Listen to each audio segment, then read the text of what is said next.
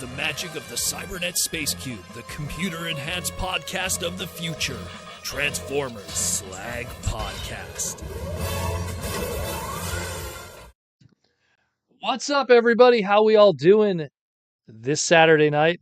Kind of ran a little late. My computer decided to do an update at just the last second. Good old Windows. How we all doing? It's the Transformers Slag Podcast Center live stream main event. I'm your host, Protoman. I'm the face that runs this place. I'm the voice you hear Monday to Friday, and it is Saturday. And we're going to be talking Transformers. Got some cool news to talk about. Got some cool stuff that we picked up today, kind of due to some sad news, but we'll get into that in a moment. How we all doing? We got, who's in the chat today? We got James Hopkins. We got T-Formers. We got Mayoral Fabrication, one of my patrons. We got Autovolt GTS, one of my patrons. We got Cringe McCringle, the king of Target. We got Will Murphy. We got Brudimac, Modutron, Patrick Brown. More people are rolling in. Decepticon for life. What's up? What's up? What's up? So, Joshua, how you doing? So we're going to cover the news. Got a lot of fictional related stuff this week. This was the week of fiction in a lot of ways for Transformers. And Protoman did a lot of shopping too. Paying not full price for anything, because that's the only way I do things here. Got to survive that way. And yeah, so let's jump into it. We'll take some super chats from the fans. And we'll just enjoy this Saturday night chilling. What's up, Gooter? What's up, Patrick Brown? Tom Laney? Everyone is slowly... Again, I'm sorry, guys. Like, I went to go do the live stream, and then, like, it was like, everything has to be updated. And I'm just like, ugh. Because the entire live stream is actually done through this laptop right here. I actually have a separate laptop completely just for live streaming. So, yeah. Now I just screwed up all my settings just by lifting up this laptop. One moment, guys. There we go. I want to be able to see all the questions and everything from the fans. But, yeah, so let's get into it, shall we? We are totally prepared today. And we're going to start, of course, first with the manga news. This might not be a big deal to some people, but to others, it's a good opportunity to get some good old Japanese manga. Now, again, I've stressed this in the past. If you have not picked up the Viz Entertainment reissues of the original Ban Megami Transformers manga, I heavily suggest you do so. They're on sale right now. They've been on sale for a while, to be honest. And they're quite fantastic. Let me just reach over for one right now. Let me grab, what was the most interesting one? Probably the Zone Master Force one. Let me grab that one. But again, this is what we got in America. We got 3 of these. Hardcover. Absolutely amazing. With, again, color pages, story pages, and of course the black and white manga pages. These are amazing. Pick them up if you can. And for the longest time, I probably should have pulled it out, giggity, but I might as well now. For the longest time, this is how Japan got it. It was a phone book, literally, no color pages, no hardcover, and it was just the bare basics. Now, this thing was awesome when it came out because it was the only way you were able to read these in the modern age outside of their individual printings back in TV Kun magazine back in the day. And that's what they got. And then Viz Media in America was like, hold my beer.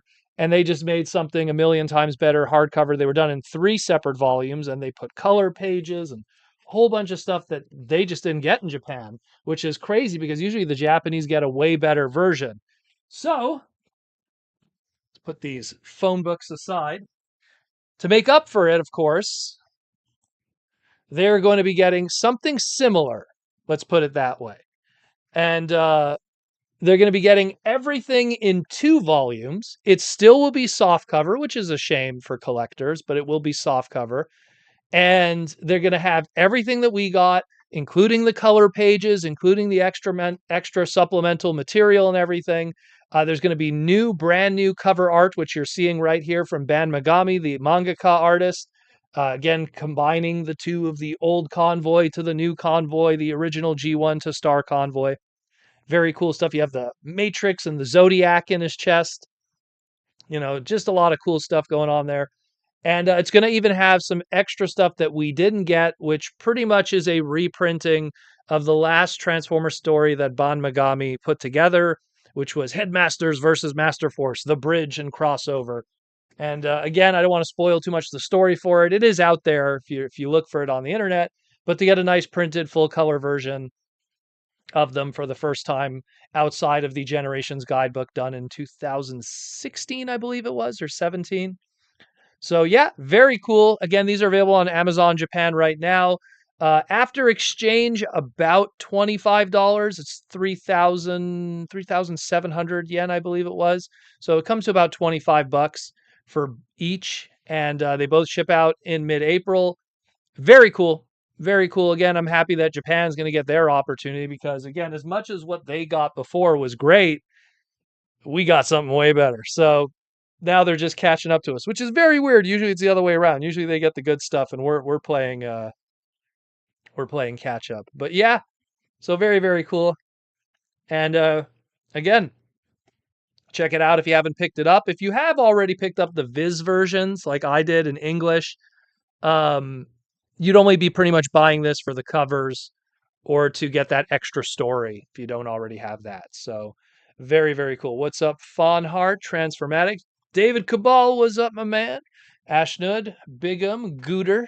Everyone's slowly coming. I'm sorry about starting this at a weird time.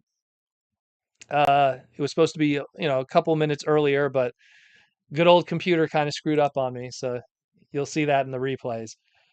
Speaking of which, we also have more comic book related stuff. We have the Transformers Generation 1 Marvel compendium, and this is absolutely crushing it. The number that you see in the top right there is the screenshot that I took maybe 4 hours ago, I want to say. So it gives you an idea of just how well this is doing. They needed only 50,000 or 40,000, I think it was 40,000 to make this happen. And geez, they're already they're going to be closing in on probably 3 million by the end of next week.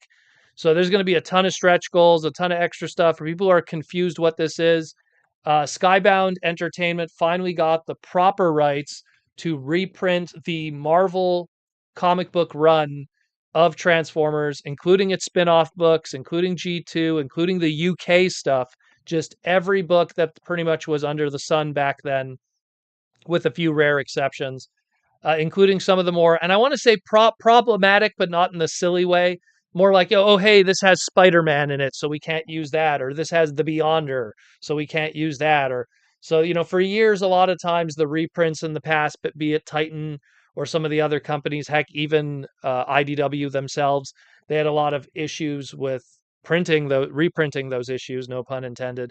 And so this has all been squared off. It's all looking good. It's going to come in a fancy box, depending on what tier you're part of. Yes, it's expensive, but this is one of these kind of things that if you just kind of want to have an all-in-one collector kind of thing, especially the UK books. The UK books are kind of the harder ones to get them all in one spot reprinted. So that's also a big deal. So if you don't care about like the G1 1 to 80, like if you're someone like me, I already own all the G1 books in their original floppy 1984 to 1991 forms. The G2 books, the Headmaster books and stuff like that. But maybe you don't own all the UK books and you want to read those interesting UK Simon Furman stories. And you didn't own any like reprints of them because they're really, not everything was covered. This will be able to, cover you there. That'll get that fix. So very cool. Awesome stuff. There's going to obviously be way more stretch goals. They're throwing in stuff, trading cards, stickers, all kinds of wackiness because again, they only needed like 40 to 50,000 to make this happen. And this is closing in probably on 3 million now. So they're going to give a ton of extra bonuses and all kinds of cool stuff. So check that out. Very, very cool. And yeah, the only thing I can say is it's going to be pricey. That's about it. That's about it, I will say. Then let's talk about more fiction. We talked manga, we talked comic books. Now let's talk animation. Episode 3 of Transformers Wild King debuted this week. And again, we got to see some cool action, some teasers to probably what's going to be some weapons and items a little bit in the future. And I don't know if it's related to the campaign item we're going to talk about afterwards. Essentially, they were talking about how if you unite the five, and again, I don't want to spoil too much, but if you unite the five energy elements, they'll grant a sword to that person. And then Megatron makes a mention of a shield. And then, Optimus is thrown off at the mention of a shield. So there's a sword and shield thing going on that's going to probably be a thing. And that leads into, of course, the campaign item. I don't know if this is Japan just doing that perfect synergy of marketing where it's like, hey, we talk about it in the show, and then the following weekend, those items are available. But there is going to be a campaign item in Japan. If you spend more than 5,000 yen on Transformers Wild King items, you will get a free energy weapon set of the Lightning Sword and Lightning Shield, which, if you saw my individual segment this week on the podcast, is just essentially a clear yellow repaint of Fall of Cybertron's Voyager class Grimlock Sword and Shield from, I want to say 13 years ago. So, Takara making use of a mold that they really like and just giving it as a free campaign item to people that would have already possibly been buying these products. So if you're in Japan and you haven't bought any Wild King items yet, if you buy like the Optimus Light Long 2-pack, that qualifies you for this free sword and shield. There's only going to be 3,000 units made. And after those 3,000 units are made, that will be that. So we shall see what happens in the future if they do more campaign items. I know that during Superlink, they did a ton of those. During Micron, aka Armada, they did a ton of those. I mean, even here in the West, they would do this and that. I know that when Creo was a thing, they had some campaign items where if you bought certain amount of items, you would get like a free exclusive Creon. Like I think it was a toy, not a toy accurate, a G2 toy accurate Creon Devastator. There was one where you could get an Ironhide. So there's little things like that too here, but it's mostly a Japanese thing because they just know how to market. I will always say it till the end of the day. If like there's a reason why, like when you think of like the number one brands in the world today that are celebrated, they always seem to come from Japan because they always just know how to market stuff. They really know how to market stuff. And this is just another micro example of that. Like, hey, here's Wild King. How do we kind of put that out there?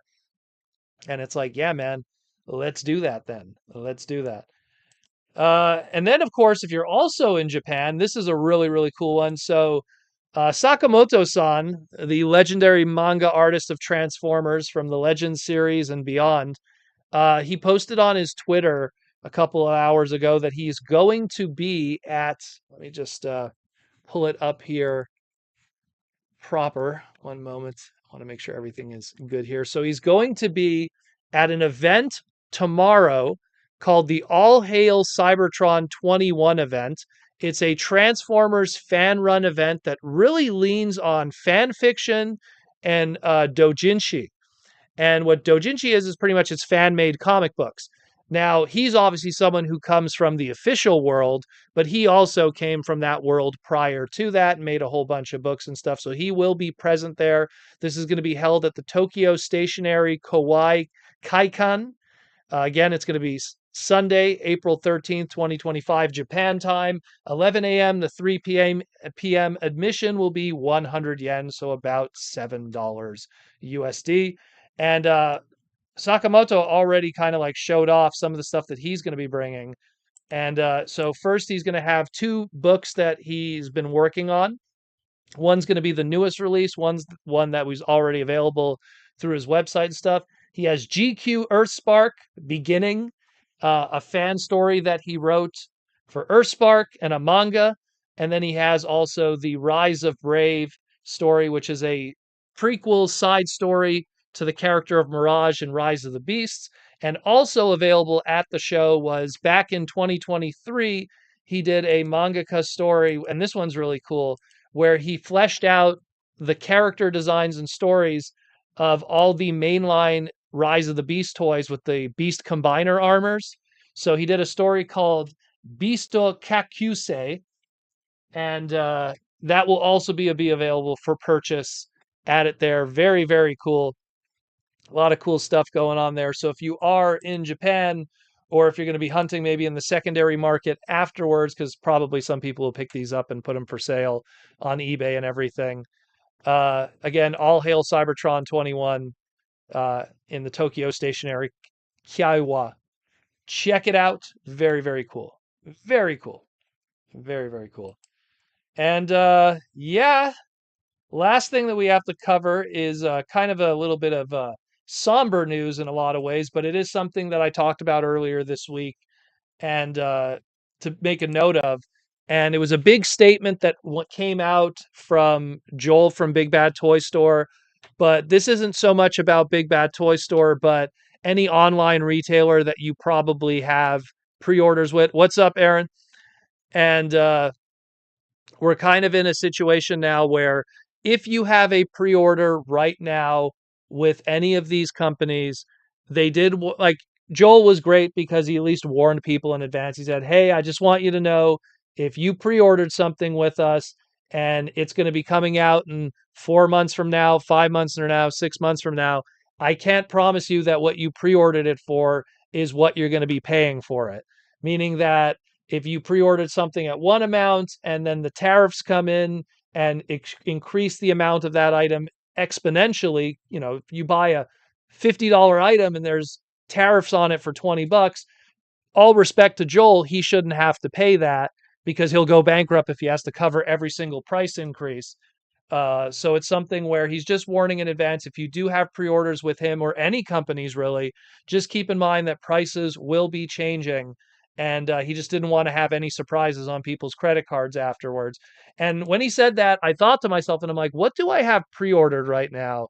Especially like from a Big Bad Toy Store standpoint. And I did see in real time things did change. So you'll get to see what I have. I have one thing on pre-order, and King of Fighters '98 Ultimate Match Kim Cap-1, 1 in 12 scale, Big Bad Toy Store exclusive. So if you look at the top there, I pre-ordered it at $89.99. Geez, I want to say like a month ago, maybe 2 months ago, and already through tariffs, there's a prediction that it's going to be $104.99. So there's already an increase of price that's happening with that one. Now, I'm probably just going to hold the fort and still pay it because it's the first time Kim Cap One has had a good figure of anything. I mean, no joke, guys. Like, this is like the best Kim Capelon figure in the 35 years that King of Fighters has been a thing. And Fatal Fury.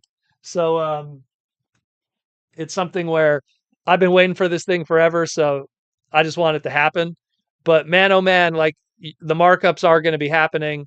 So just keep that in mind. If you do have any pre-orders, I heavily suggest you you go check it out. David, I was eyeing that tick figure also. Trust me. But now with this tariff thing, I might have to wait for a moment. I don't know. But yeah, I've been eyeing that comic book exclusive Ben Unlin tick figure. Oh my goodness. Yeah, that thing is cool. But anyways, so so yeah, just a reminder. This is a reality. If you pre-ordered like a masterpiece transformer and it was like, $150, I heavily suggest you go back and maybe talk to whoever you pre-ordered from and make sure that you will be paying $150 when that does come out. This is a bit of an issue for a lot of people, but again, I always say watch your money, watch your wallets, take care of yourselves. And this is something where a lot of people are going to be surprised. Again, I'm not sponsored by Big Bad Toy Store. I actually don't really buy from them that much. The Kim Cap one was a BBTS exclusive, so I had to. But I do appreciate Joel being one of the first to put it out there and warn people instead of there being surprises afterwards. No doubt he doesn't need the drama, he doesn't need the headache, and not to mention probably people canceling their orders and then him being stuck with stuff. And it's going to be a headache for a lot of people, but it is something that has to be put out there just to remind people at the end of the day that this is a reality. This is something that is going to be coming up more and more. So just keep an eye out for that. I know a lot of us, we pre-order stuff and sometimes we forget them. We don't even remember, oh, what did I pre-order? Or, something shows up at the door and you don't even know what it is. So just keep that in mind. Cover your butt and make sure that nothing, increased in value in such a large number that, it'll break the bank for you. Especially like, look, if you got $100 item and then you budgeted yourself for that $100 item, and then it ends up being like $150 item. Yeah, you know. So check it out. Again, my example is just one example, but I'm pretty sure there's many others too. I mean, I kind of got off easy. It's only like an extra $14 it looks like in this case, maybe because of the origin of the store. I think there's a Storm that did this one, Storm Collectibles. So maybe it's the company and where their company is made and located. But I mean, it might get worse. But again, just a reminder, Proto Man is Canadian. He does not have any kind of political affiliations with all the drama. I'm just stating the facts so you guys could watch your wallets and take care of yourselves. So yeah, that's it more or less for the news. What's up, people? Um, but yeah, so we do got some cool stuff to talk about too that we picked up today. And man, everything's screwed up with the computer here. It's all these updates today that happened. But let's just we'll do some sponsorship, and then we will talk about what we got this week, and then we will open it up to super chat questions to the fans, and then we'll just enjoy the rest of the evening. So first, of course, let me just move everything around here. We got Symbiote Studios with our plush, our pins, and our t-shirts. I'm wearing their gray Grimlock shirt today. But there's all the other ones. All of these most of them are not in stock right now, but they will be going back in stock at the end of April, along with some new items. Stuff will be debuting and revealed in the coming weeks and everything. So stay tuned for that. A lot of new Transformer plush product through Symbiote Studios. Obviously, of course, the one that you all got to see, and the lucky few of you that got to pick up the early pickup of the 2025 Catnip Bravo Starscream. I believe there was only 25 units at the show, so whoever got to get them, lucky you. But yeah, so there was that, and of course, there's a whole bunch of new video game related ones that are coming. Shovel Knight is available right now. The Rita Rewind Power Rangers one is available. I believe they're going to be getting that new one there on the top right soon. And then all the other stuff, Cassette Beast, which is a really good video game on the Switch. Um, all of that stuff is available on the website right now of new video game products. And of course, they also updated their pony collection. Now they have jumbo ponies, which are absolutely massive because you pony people are crazy. So all those different Hasbro brands all getting the plush treatment, including the robots in the skies. So check that out at symbiotestudios.com. And of course, then we got, of course, Aaron Archer. Go check out the Toy Armada with Aaron Archer. We'll get a new episode recorded soon. It seems that Skype is actually going to be going on its way out. So we're going to probably have to figure out a new way that we gather and then record together. So we'll figure out something. But new segment will be coming soon. So stay tuned for that. And of course, all the other stuff. So here's some brand new Posca stuff from Aaron Archer. I don't know if any of this stuff is still available. I did the screenshot, I want to say this morning. And I don't know if any of these have sold, but you got the comic book pack-ins with original art painted on them. You have the giant Primus instruction. That's a really cool one. You got the Bumblebee. There's many others that are on the website. So we will see. I'm not a big fan of using Discord for recordings because there is a delay in conversation. And when you're doing stuff that's deep conversation about stuff, I don't like it when there's a delay. And then, I've seen people that use Discord for stuff, and then it always sounds like they're talking over each other, but they're not talking over each other. It's just everything is so delayed. I'm going to find a very low key kind of thing that doesn't take a lot of resources and keeps it very simple. And that way everything can be recorded nice and clean and it sounds genuine and good. That's always how I want it. A lot of people have the ability to do podcasts in person, and then you have body language, and then you have the ability not to talk over each other because you could see each other and see if someone's going to start a sentence, again, through body language.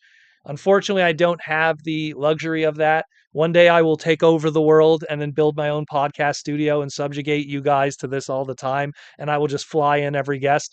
But until that day comes when I take over the world, You're just going to have to deal with me figuring an alternative to Skype. And the reason why I used Skype was because it was extremely low on resources. It moved very smoothly. It was a lot easier also to get some less tech savvy people to be on the podcast because Skype is a very quick kind of download thing, where a Discord thing could kind of be daunting for a lot of people who are not tech savvy. So either way, yeah, Microsoft Teams is the new one that everyone seems to be talking about. So it might be one of those cases. Zoom also kind of suffers from delays and everything. I'm going to figure something out. I know I will, but it is something that kind of delayed everything. And OnlyFans, well, again, when I take over the world, that's a whole other conversation. That's a whole other conversation. Zoom is really only good if you have like multiple people, but I'll figure something out. I'll figure something out. Again, check them out. Paintings, high end paintings. Those are available too. A lot of really good stuff. Check them all out. Of course, we also got Bin Studios with their Unicron upgrade. If you got yourself a Unicron like me and want to own two of them in a small sense to own both modes, get the Unicron upgrade kit. It turns your one Unicron into both. You could choose the wings, you could choose the rings, you could choose how you want to display each version. Very cool. Very, very nice. That's how it literally looks. Very well done. You wouldn't I'm telling you, it passes the eye test, so it works for me.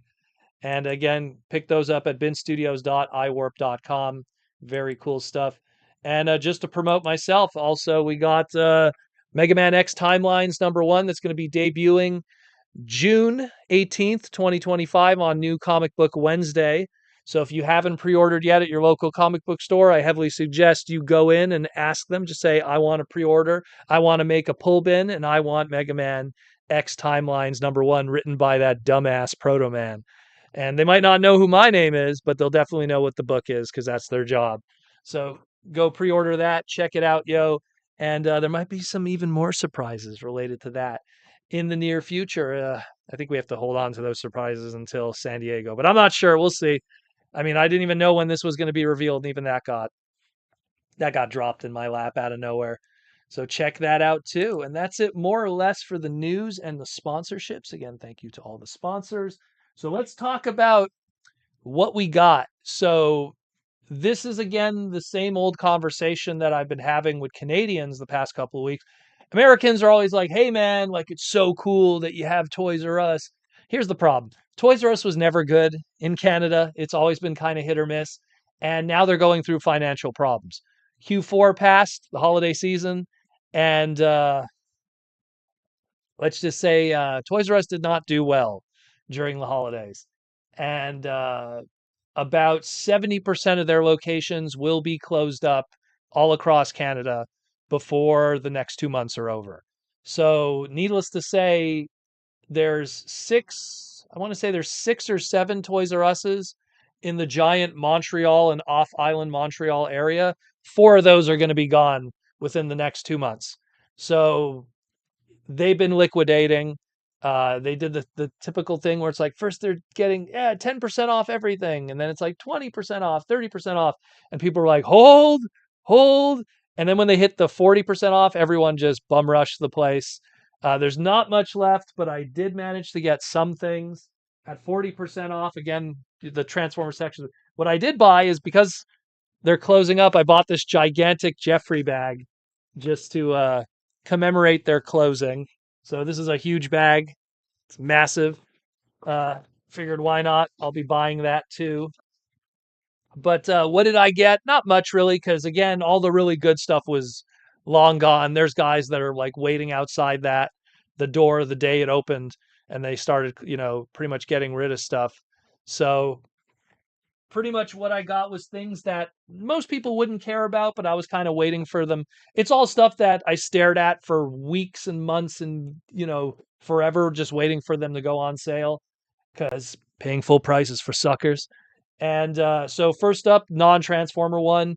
I wanted to get this for a while, but I was not going to pay $45 Canadian for this. It's Yuppie.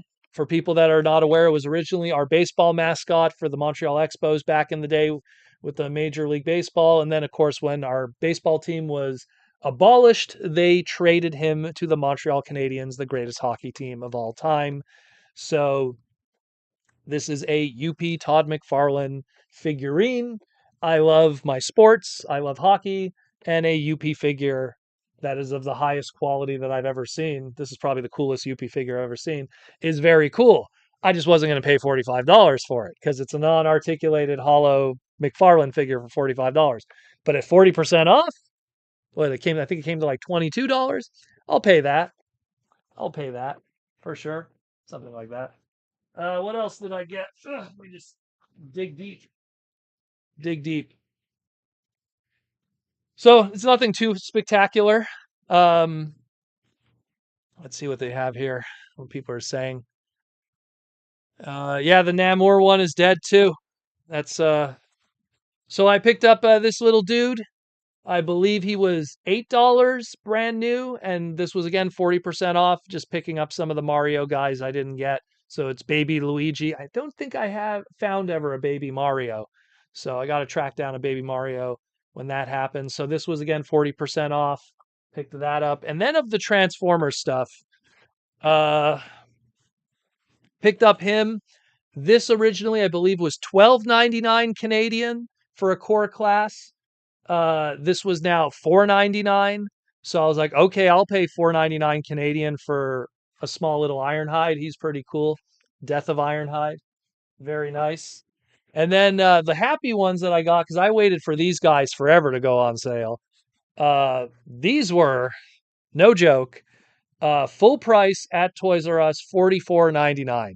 Because Canadians just get bum effed when it comes to deluxe class Transformers. So I waited for these to finally go on sale, and then they went on clearance, and then they went on clearance, and then you could stack the 40% on top of the clearance. So I paid, I believe, 12.99 Canadian for these. I could live with 12.99 to get Sandstorm and a good old Buzzsaw. So got these guys too. And that's it more or less, because no joke, everything else was eaten up.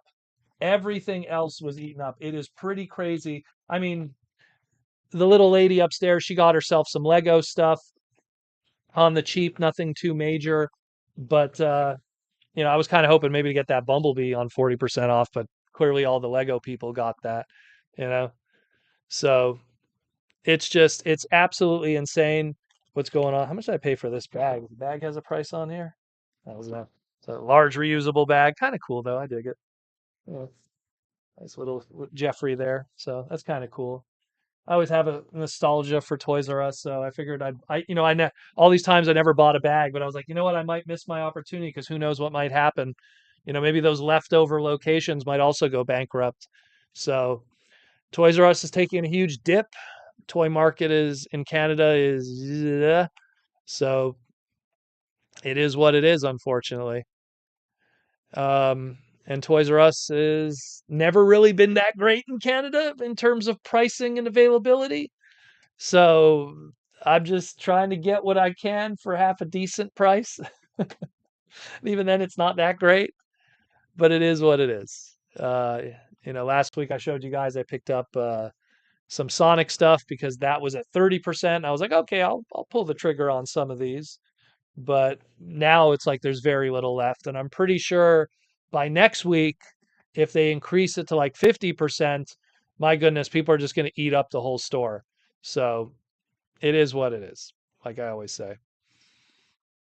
Patrick Brown, I was going to ask, how was the Lego section? Most of it got picked over.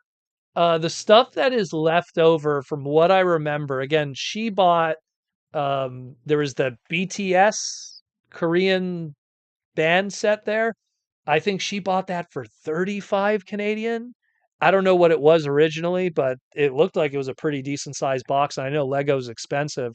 So for 35 Canadian, and I think it had like 5 or 6 minifigs. So I mean, I think that's pretty good. Correct me if I'm wrong. I don't know. I'm not big on Legos, so I don't know. She picked that up and a couple polybag stuff. It was mostly polybag stuff. That Lego plant like botanical stuff. There was a lot of that. Obviously, the only thing that wasn't 40% off was the blind box stuff. That they, for some reason, they made that 20% off. I don't know why, but it is what it is. So you know, it's pretty rough. It's pretty rough. you know? Okay, it was $100 USD, so that probably made it, let's assume maybe if Lego's honorable when it comes to exchange, let's say 160 Canadian it would have been. So then she got a really good deal then, my girl. She got it for 30. So wow, they were really blowing that one out. But so yeah, but the point is, and she picked up a few other, mostly the polybag stuff. She picked up a few of those Animal Crossing ones I remember, and a Ninjago one. I don't remember 100%. They're all upstairs. A Harry Potter one, I think, or is it Jurassic Park? I don't remember. I remember she just got like, again, the selection was so gutted because like I would have paid for the Bumblebee. You know, I mean, I would have got in on that for sure. But again, it is what it is. Unfortunately, it is what it is. So it's something where we'll see. We will see what next week brings because when they do that 50% off, I don't know. The only thing I might do with that 50% off is a lot of the trading card stuff that no one has been touching. I mean, obviously, Pokemon, everyone's getting crazy and everything, but the Magic the Gathering stuff and some of the Marvel and DC related stuff, no one has been touching any of that, even at 40% off. Maybe it's just my area. They don't care about that. But if they do 50% off, I might just pull the trigger on all of it and just buy it all and just sit on it. Like sealed product for 50% off. I don't know. That sounds like a good investment to me. Did I just go blurry? What happened there? Yeah. So it just sounds like a good idea. So I might do that. I'm not sure. I am not sure about that. Uh the only thing also I've been trying to hunt down and I have yet to see in person. I'm still trying to find Prima in person. I don't mind buying Prima full price because that's something I want to have it in the box in minty condition. Very important. The first transform. I mean, again, I've had a pseudo Prima on my table forever. The old Aaron Archer design, with a Vengsta sword forever. So I've always wanted to have like a decent Prima figure, and unfortunately, I have yet to find one locally. I'm sure I will because I know it is showing up because I'm seeing the red alerts, and red alert is two per case to the one Prima. So I'm just gonna hope that I see it at some point. Again, it's wave one, so they're gonna probably get more cases of it, and I'll have an opportunity. Worst case, maybe I'll see it at a show or something. Again, Canadians are overpaying for Transformers anyways. So, if I pay $3 or $4 more MSRP in the United States for Prima, I'm still winning, in my opinion. If anything, it either breaks even to Canadian before taxes because I have to pay Quebec taxes and everything. So, but definitely gunning for Prima. That's the one I've been looking for. Still have yet to not see him. Walmart didn't have much. You know, Toy Market's a little thin uh, in April. Hopefully, it'll pick up. And of course, we have, of course, TFCon Toronto coming up. Well, first we have Free Comic Book Day in May. First weekend of May is Free Comic Book Day. Then we have TFCon Toronto. Then we have Butters is here. Then we have San Diego Comic Con. Then we have Montreal Otakuthon. Then we have New York Comic Con. So it's going to be quite a busy tour of stuff over the next. Not to mention when is TFCon Chicago? Was that October? So there's that too. So it's gonna be plenty of opportunities to probably track this stuff down at big shows if need be. Lizards for X, yeah, I've been having a hard time finding Prima, but hey, 30% off G2, Blue Lock. Oh wow, 30% off on those guys. Megatronus and Solus, I've been tempted, but again, I haven't seen them either. The Voyagers I've seen, the Deluxes, I'm only seeing this and that. So it's been kind of hit or miss, but the Deluxes, I'm not paying almost $50 a deluxe. I'm going to wait, especially when it's wave one. Wave one stuff, there's never a shortage of those. So I am willing to wait to get wave one deluxes at a much more agreeable price for me. Buying two aerial bots for $100 Canadian. I don't want anyone complaining about how they can't afford groceries if they're buying two aerial bots for $100. You know what I mean? So and then again, that's my own rant on just how the Canadian pricing for Transformers is so wonky. And I blame the 2008 recession for that because it's like Hasbro kind of almost lost money in a lot of ways. So they kind of now they just have a high standardized price for Canada to not have to worry about the ups and downs of the exchange rate, which makes sense from a business side, but as a collector, it's forget about it. T-Formers 2002. I took the best advantage of Target's 30% off sale this week. Finished Age of the Primes Wave 1. Saved quite a bit. Well then. You guys are lucky. You guys are lucky. I should probably take a trip down to the States. Maybe I'll do it next week. I know I have to go to my P.O. box at some point and pick up some stuff because I know some people sent some stuff to the P.O. box. So I might have to go and swing by and get that. But I'll see how I feel because it's been a busy couple past few weeks in terms of lifestyle busyness. That's why sometimes if you notice I miss a day for the podcast, it's just because it got super busy. Like it just gets super busy, always around the holiday season, the tires. It's not the holiday season, the change of the seasons. Tire season now starts. We're going from winters back to summers. I have to find time to do it just for myself, let alone other people. So, Gooter, I got my red alert from GameStop Canada today, and how much did that cost? Because that's the thing that's brutal with me is like I'm looking at the Voyager class Prima and I'm going like, man, what is that going to cost me paying full MSRP? You know, what is that going to cost me? Wizards Fair X Proto, what have you seen the new announcement with Ghost in the Shell manga that's getting into an anime? So yeah, I was paying attention to that a lot. A lot of people are confused by it. That's actually based off of some of the early Masamune Shiro manga stuff.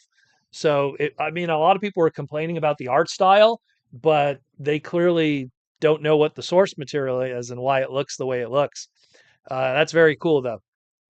That's very cool. I haven't been up to date with all the Ghost in the Shell stuff. You know, I think Standalone Complex was kind of where I started paying attention elsewhere. There's only so much anime and manga you could read and watch in a day, and I always try to hyper focus. I give a lot of stuff 3 episode rule. Oh, everyone says that's really good. I give it 3 episodes. If it doesn't catch my attention, I just move on. So, but it looks great. Looks great. Will I watch it if I have the time? If I have the time, that's always the big problem. I remember when Breath of the Wild came out. I was like, I don't know where I'm going to have time to watch to play this, and I literally bought the game maybe 2 months after it came out, and then I just kind of like scheduled in an hour a day, and it took me so long to beat that game because I just didn't have the time to play it that Tears of Kingdom came out, just to give you an idea. And I've still yet to touch Tears of Kingdom because I still have to plan when I'm going to play that because I'm right now playing other games.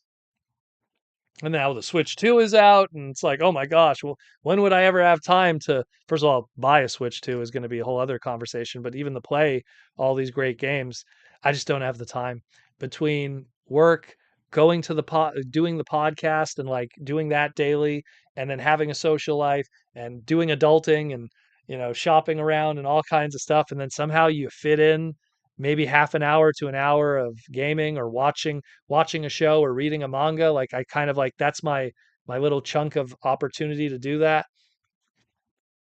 I mean, I bought like a omnibus collection that was recommended by a fan, and I thanked them for it. But I bought an omnibus collection of What If Volume One, and I've been slowly trying to find a night that I could read a chapter or two. Luckily, because it's an omnibus, it's all the little floppies combined in one, so I could read one 22-page story here and there. It takes me 15 minutes sometimes, but it's tough. It's tough. Now I want to switch too. It's just I'm not going to be paying. See, it's people are complaining about $500 USD. I can't even imagine what it's going to be Canadian. It's going to be probably like $700, which F that. I am just going to wait. My Switch One, I legit, you know how I got my Switch One? Like, no joke. I traded Pokemon cards for it because during the Big V, there was a ton of people that got Nintendo Switches and they got all crazy with Nintendo Switch specifically because of Animal Crossing. And then the moment the big V was starting to peter out and people could start going out again, there was a lot of people that were getting rid of their Nintendo Switches because now they're not stuck at home anymore. And we're talking like to not be mean, I bought it from a normie. Let's put it that way. Someone who just got on the bat. Oh my God, I'm stuck at home. I need a video game system, and then threw money at it, and now they don't want it anymore. And literally in their listing, they said they'll trade for Pokemon cards. And I was like, okay, you know.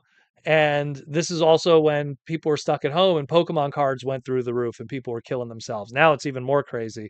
So that's literally how I got my Switch, was trading Pokemon. Obviously, I paid a little money too, but I've traded Pokemon cards for it. And I think I got it for like $90 the Switch, which is probably what it costs right now, a new Switch, because now everyone's looking at the Switch too. Mototron Prime Proto, what wave do you think the TF prices will increase? That's hard to say.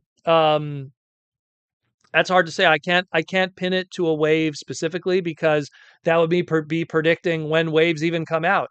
I can't even tell you when is wave 2 going to come out. I don't know. Let's not even put the price conversation in there.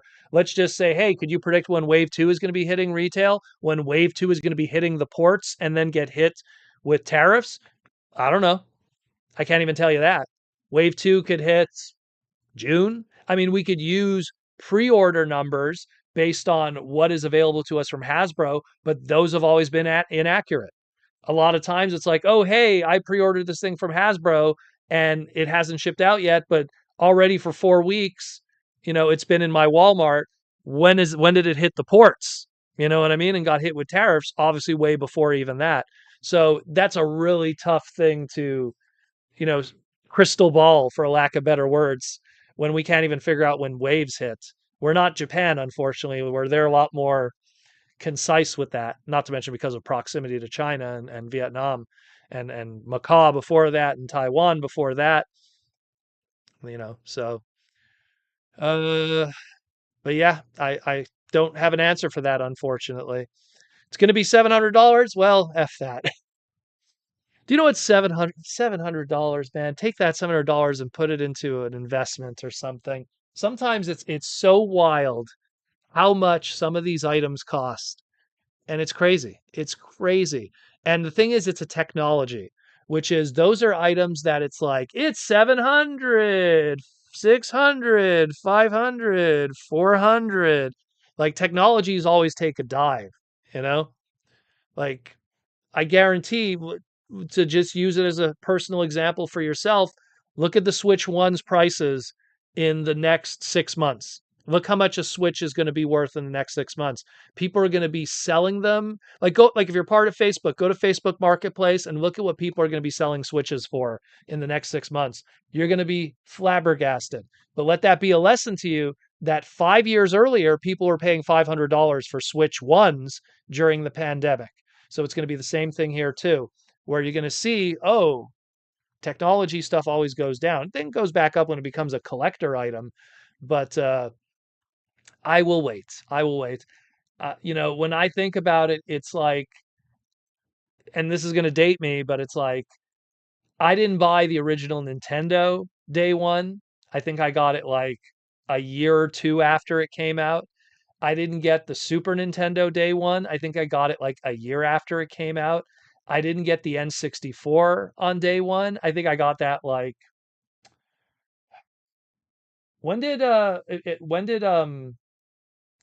what was it called there? Oh my God, what was that stupid RPG that wasn't very good on the N64? Something Quest 64. I think I got it like 2 weeks after Quest 64 came out. So I didn't get that on day one. I waited for that to go on sale. And it's the same thing with all my handhelds. I had this obsession where I always wanted to get a red version of the handhelds, and those never happen on day one. You always had to wait. So every handheld I've had since like the Game Boy Advance SP has always been red. So just track whenever a red version came out, and you know how long Proto Man waited, you know? So it's, to me, it's just, I'm going to wait.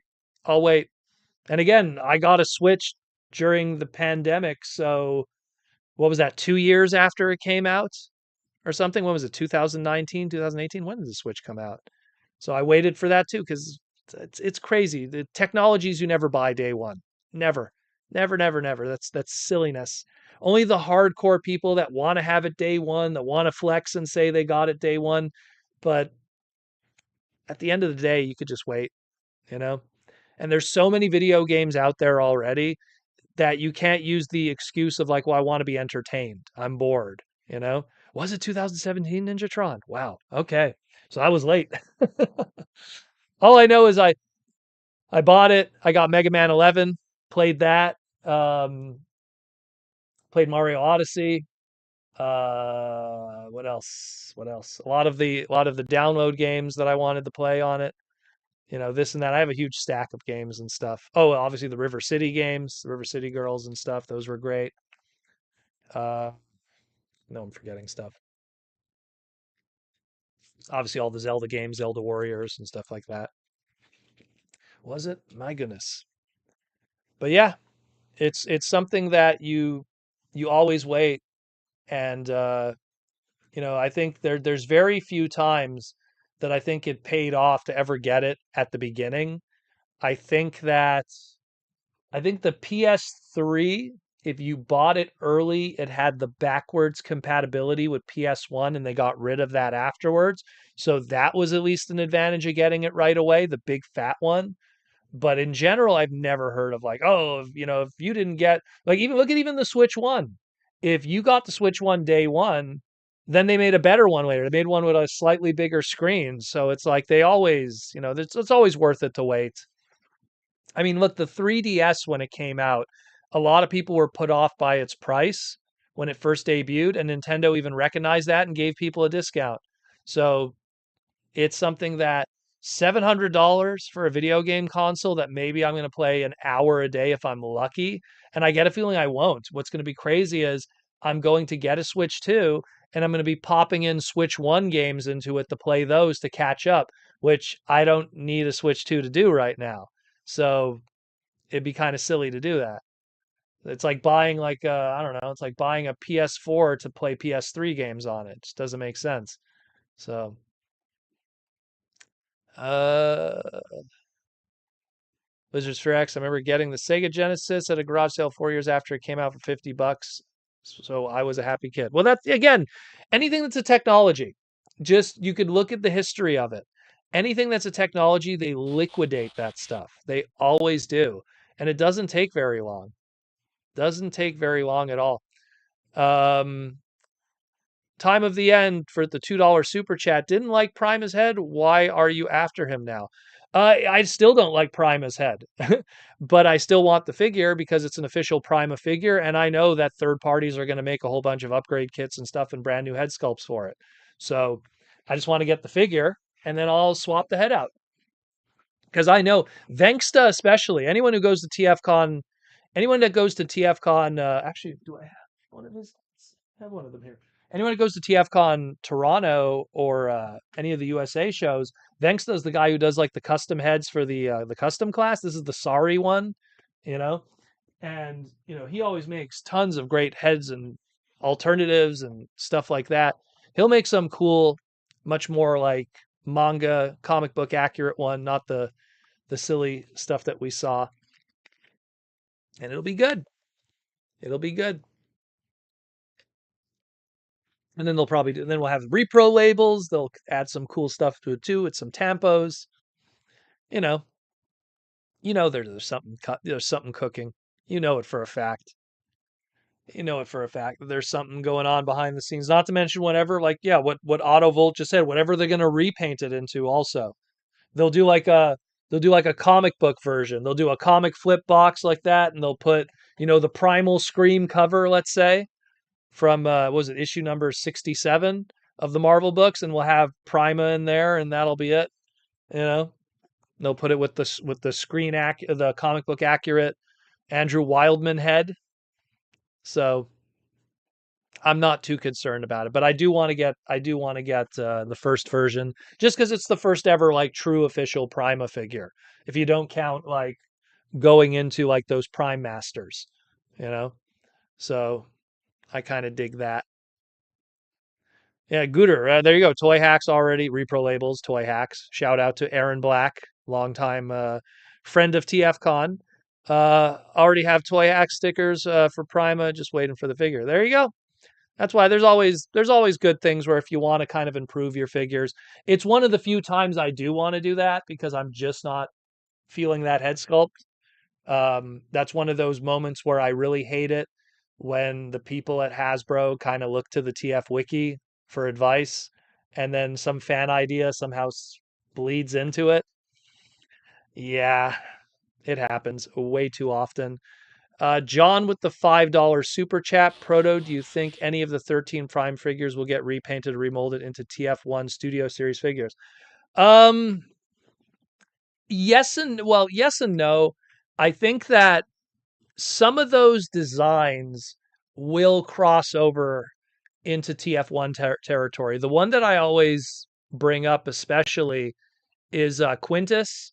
If the statues of the primes, that statue box, I wish I had some packaging to show you guys, but if the statues of the primes are any indication of how the toys are going to look, with the exception of the Star Convoy, uh, and if you looked thus far, it has been pretty accurate.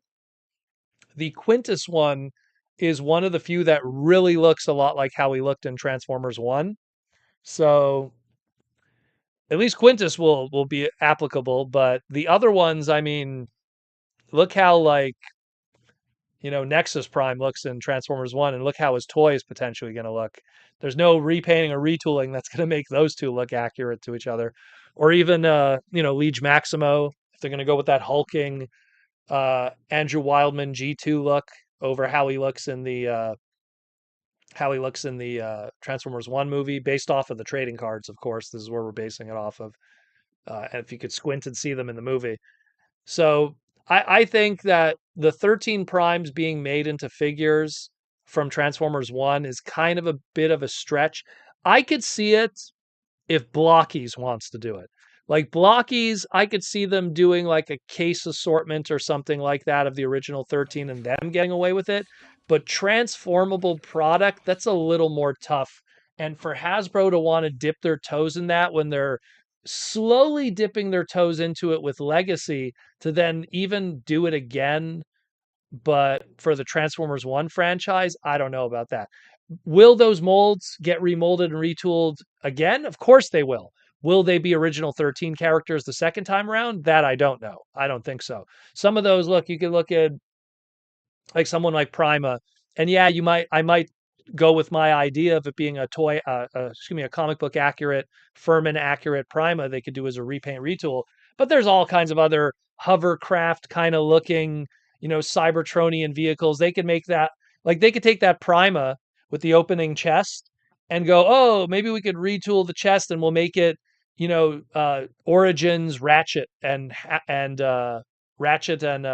Ironhide from the cartoon, even though they were never in the cartoon, but just call it that. These are Cybertronian versions of them, and because they kind of have that look to them. And the opening chest could be, maybe we'll put tools in his chest. I'm just spitballing here, but it's like I'm sure they've already planned it 2 years in advance by now. They've already got that figured out. Uh, so yeah, where are we at? Thank you again for the super chat. T Formers 2002 with the YouTube member question. I wish the primes didn't have to have forced alt modes. Well, yes, again, I like the idea of them not having alt modes, only because I feel transformation should be a thing that came later, and them being these Titan gods and stuff, transformation should be more of a unique element that comes later on, which even in other parts of Transformers lore, that has been the case. Transformation was a unique thing because of the war. But again, that's something that would have been great if the Transformers RED line still survived, but that died very quickly. Action figure Transformers don't sell as well. Who would have thought? With the exception of model kits with blockies and flame toys and the odd statue here and there. Yeah, see, Prima kind of suffers from having a truck mode. Well, again, he has that truck vanish kind of look where it's like, yeah, I'm pretty sure you retool it and then it's a Cybertronian Ratchet and Ironhide, or retool it a little more, and oh, it's Cybertronian Thunderclash. Like, you can make up something from that. You don't have to ask me for an idea. Anyone who has half a brain could figure out something. So, and me, I only have a quarter of a brain, so somehow I pull it off, you know. What's up, Damon? But yeah, we will see. We will see. Uh Wizards for X blockies would be perfect for the 13. Yeah, well, and look how much blockies have done thus far for Transformers 1. They've really been churning them out. So I feel that blockies, if you're a Transformers 1 fan, that might be your go-to for a lot of stuff. Now, granted, we do have Transformer 1 product planned for Studio Series going into 2026, but I mean, it's like 5 products over a span of 9 months. So if you want a little more than just 5 products over 9 months, yeah, I would probably look more at blockies for that, because in 9 months we will probably get like 5 different blockies waves, let alone, and each one will have 10, 11 figures if you count the chase figures. So you're talking easily over 100 items maybe from blockies in 9 months, as opposed to, you know, the slim pickings otherwise. Mikey and Louie, you must focus to transform. I am transformed. Well, not when you're original 13. Wizards Fair X RAD didn't die fast enough. Well, again, it's this problem of what could you do? If you're going to do the popular characters, the Optimus Primes, the Soundwaves, the Megatrons, the Starscreams, the Bumblebees, that's the smart thing to do for the mainstream. But the hardcore fans already got their fix with those characters. If you bought at around that same time when those were created, if you had like a leader class Earthrise Optimus Prime, what do you need this 24.99 Legends, Marvel Legends 1x6 scale kind of silliness? You know what I mean? Not 6 scale, 1x6. What scale are the well, they're 6 inch, but what scale are the Marvel Legends? 1x12? No, I think it's more than that. Anyway, someone will correct me in the chat. But I know my car scales. I don't know my human scales. I know my Gundam scales and my car scales. I don't know my human scales. Robots and machinery over humans. This is how I am, I guess. But I mean, RED just it wouldn't have worked either way, because if you go with the mainstream guys, yeah, you might make a couple sales from the normies. Oh, hey, cool, an Optimus Prime figure that I don't have to worry about transforming and stuff. But then if they would have leaned heavily into the obscure stuff that would have been appealing to the hardcore fans, the Alpha Trions, the Transmutates, the Quintessons, or like, doing like human characters or stuff, that would have it would have had a niche appeal, but it also probably would have sold equally as unsuccessfully as the other one. I think that it just doesn't work. It just doesn't work. Look at, Heroes of Cybertron, the little PVC line that was imported, like that kind of like died after a couple waves. I don't think there's been a non-transforming transformable line in America, that, with the exception of obviously licensed guys like Super 7, that'll just hold on forever even if they're losing money. Um, I don't think there's one that like lasted more than 3-4 waves. And it's the same thing. RED died at like what, wave 3, wave 3.5. So 1x12. We'll go with that, Patrick. 1x12.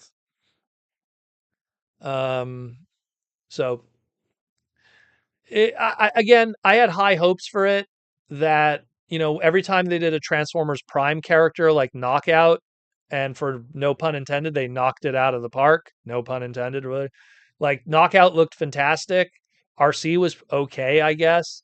The Optimus and Megatron weren't really necessary because we had fantastic Optimus and Megatron toys that transformed. So I don't know why that was in. But again, focus on the mainstream. Maybe the mainstream people want to get an Optimus and a Megatron. So to me, it was just something where I don't think there's nothing you could have done for that. Like, there is not a person on the planet that could have planned out that wave where it found success. There's not any crew of characters that you could have put in any of those waves that would have increased or decreased sales. It just would have found its place. It would have made as much as it made even now or less. and that would have been it. It still would have been canceled, in my opinion. It's a tough thing to do. Stuff like Mighty Mugs, Mighty Mugs, and the PVCs, and when we get into Revoltech, remember those ones, robot replicas, and I mean I could go on and on with these more action figure kind of stuff, and it always has a soft market that never really eats it up, unfortunately. And I know Aaron's in the chat; he could probably speak for it too because he lived a lot of it. So Mikey and Louie, we bought Ultimate's bludgeon to represent his shell. Again, I think those Ultimates are cool, but you can't deny that they end up going on crazy sale because no one's buying them. You know what I mean? That's the problem. And they're cool. I dig them as a hardcore fan, and I like what Super 7 does, but the pricing is kind of, and then who's really buying it in the end? And that's why like that first wave of the Ultimates ended up being like what, 15 a piece from their original $50 a piece? That's oof, that is rough, you know? Modutron, being that they're large robots, maybe 1 by 24 scale. Oh, well, with the Transformer ones, there's no rhyme or reason. RC is like the same height as Optimus for the Prime ones, and those are two characters that have vastly different sizes in the show when they're standing next to each other. So there was no scale. It was just them going, hey, the guys who like buying Marvel Legends, G.I. Joe, Star Wars Black Series, would you like to buy Transformers? Let's try Transformers. And then, of course, when you're aiming it at those guys who are, if you're already buying Star Wars and Marvel Legends or G.I. Joe, maybe you're not as hardcore a Transformer fan because you're part of that world with those brands. So we're going to give you an Optimus, a Megatron, a Bumblebee, a Starscream, a Grimlock, where they just played it safe. And that was probably the smart move. And I say smart move in that you still were going to fail in the end, but at least you made a little bit of money, just not a lot. And it just quietly disappeared. We never talked about it ever again. And that was it. Yeah, again, robots in the skies, Bumblebee towered over the others. There was no scale. It was just there was a price point, there was a budget, and they just maximized those price points and budget. Again, I have the RC. I got it from Mikey and Louie. It sits in the display. It's kind of cool. But at the end of the day, I'm just kind of like, good thing they didn't do a hot rod. you know, good thing they didn't do a hot rod. That's pretty much it. You know, because it's something where it's like if you told me I'll never get any of those other robots in the sky, robot enhanced designed figures in my collection, like you'll never own them, Protoman, never. Like I could see in the future, you never. I'll be like, okay, like I'll live. I'll live as I look over at my three different masterpiece Optimus Primes. I'll never own the RED Optimus Prime. I shed a single tear and suck it in. So I'll be just fine. Not to mention I have the Super 7 Ultimates one, which I think is better. Comes with a basketball that he can balance on his finger. You know? It doesn't make a difference at the end of the day. T-Formers 2002. I got a few of those for $5 a piece and still gave them the charity auction. I remember that. I remember that 100%. You know? And again, I don't remember how well they sold, but probably not very well. I'm sure we made some money. Of course we did, His point is it went to a good cause. But the thing is, it's like that's kind of the reality of those is non-transforming stuff is always tough because it's the name of the game. It's the puzzle play element. I mean, if you gave us like I always use this guy as an example, but if you gave us like the most screen accurate hot rod, like still to this day, the most screen accurate hot rod anything ever made has been the Metal Force hot rod statue figure. It's actually made out of PVC, so it's pretty tough. But then this guy came, and it's like, yeah, it's almost there. And the fact that this transforms, you know, I think the spoiler's a little big on the back there. I think they if they put it down just a smidge, be a little nicer. And of course, get rid of those knees, you know. But aside from that, like it's something where always keep them above. Um, it's something where once you reach that perfection and it's a transformable product, why would you ever do non-transformable stuff? Who is buying that? If it's like you look at Knockout, that's why I always go back to him. Transformable product is very tough to match the animation model. It's very tough because it was never meant to be. Like you'd have to have a masterpiece level item with all those parts and pieces and space and everything to pull that off. But so then you look at the RED version, you go, okay, that works. But when you're talking like some of these G1 Fluoro Deary designs that have been just crushed and done amazingly, what world do we live in? Do we need that? You know, do we need a non-transformable hot rod figure? You know, Snell's World with the $5 super chat. I got 2 new Triptychons today, and I'm turning one into Gigastorm, making it the 14th Triptychon and Gigastorm for me. Geez, you are building an army, my friend. Are you familiar with? There's a guy on TFW 2005. He's like the biggest Triptychon collector. He has a really cool thread where he shows like he has like everything that's ever existed of Triptychon. Like it's very very cool. I forget his name, but very cool thread that he posted. Because I'm part of a group on TFW 2005. It's like it's the guys who are hyper focused on one character. Obviously, I'm a completist and I have a huge collection, but obviously, I have a huge display of everything ever made of hot rod and multiples of them. So I'm part of that group where I'm the hot rod guy. What's his name? That Thu individual. He's the Skywarp guy. There's another dude that's the Inferno guy. Josh Perez is the Bumblebee guy. And that dude is the Triptychon guy. And he has like a room like my room, but it's only Triptychon stuff. It's pretty nice, actually. You should find that thread. It's really cool. Very, very cool. Ashnud, I wish we could action master recolors of some stuff. Oh, well. I mean, we got Double Punch through BotCon. Actually, a lot of the Action Master stuff, actually, now I think about it, came through BotCon if it's not a Shattered Glass color scheme. It's like, oh, it's supposed to be Slicer Shattered Glass, but it's supposed to be Wheeljack Shattered Glass. So, but yeah. Yeah.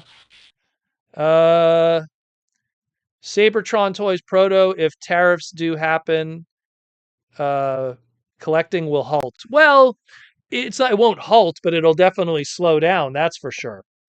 It'll definitely slow down. I think that if all of a sudden the prices of our items, double for whatever reason, if they 100%, you're still going to get the hardcore guys that are going to like not pick it up. But keep in mind, this is where it gets crazy, right? So the tariffs are for items coming into the United States, correct? So what about stuff coming into Canada? So you just come to TFCon and buy your Transformers cheap.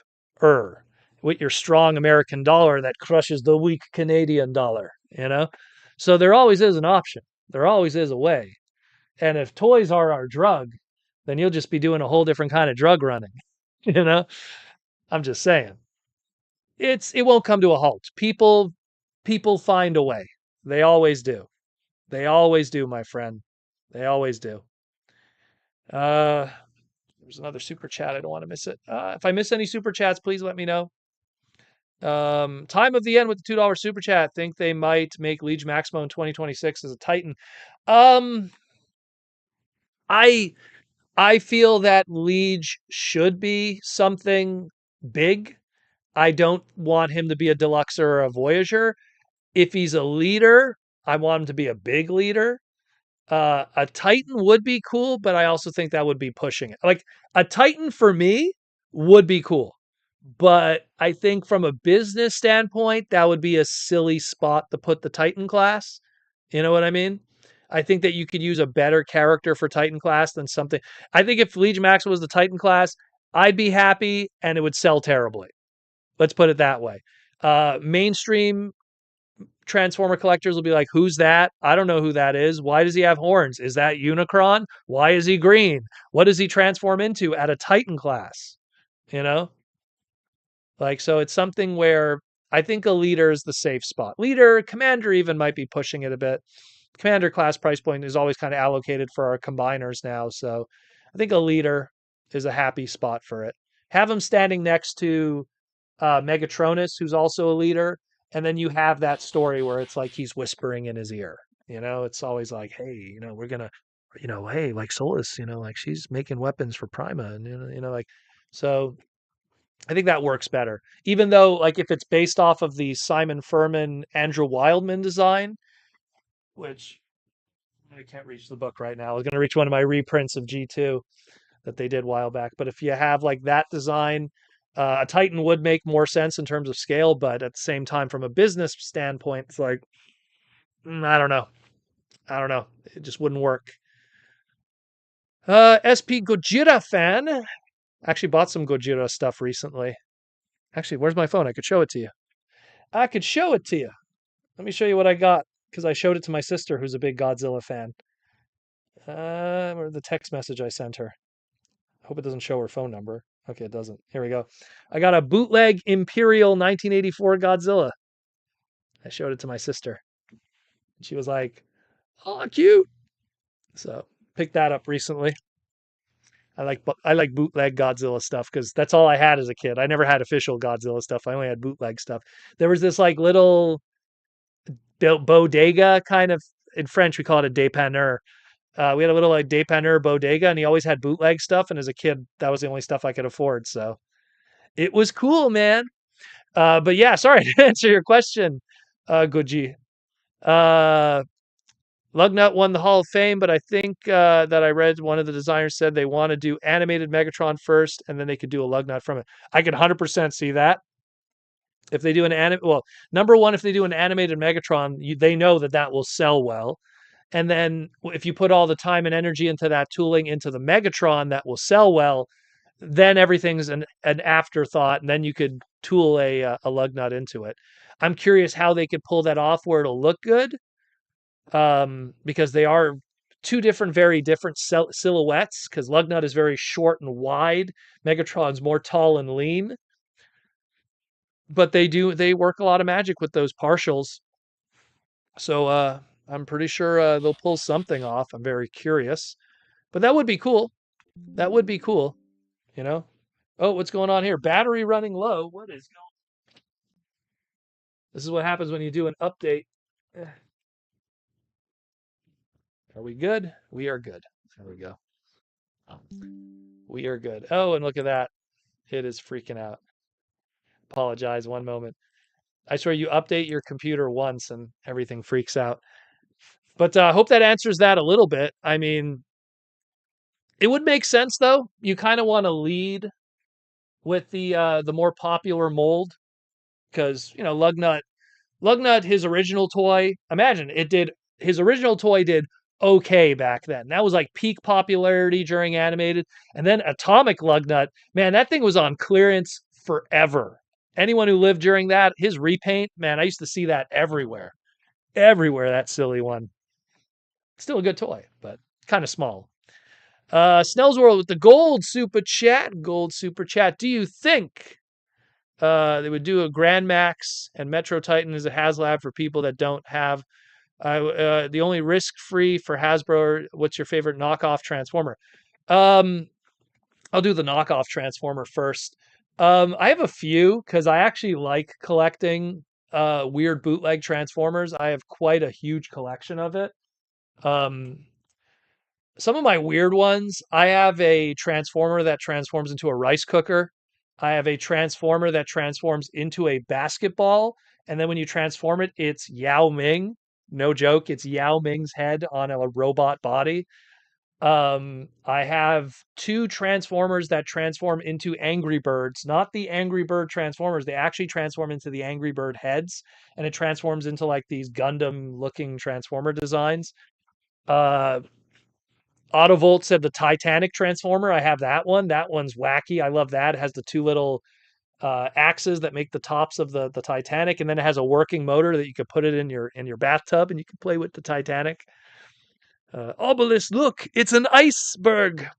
You know, I have a lot of great ones. I know I'm forgetting more. I have like a whole bunch of oversized bootlegs. I have like, so imagine Cybertron Primus, the original Cybertron, Galaxy Force Cybertron Primus, oversized, in red, on a card back that's like the size of like a movie poster. Like I found that in Chinatown here in Montreal. And I was like, I gotta leave with this. And I probably didn't pay much for it either, because I remember like just didn't even think twice about picking it up. But there's a lot of weird ones. A lot of weird ones. Is there a transforming iceberg to crash into? Well, Mikey and Louie, think about it. What was a transformer that transformed into a mountain? Unicron, the prime one. That chromy, you can barely see him. He's over there. There he is. That's my lower prime display.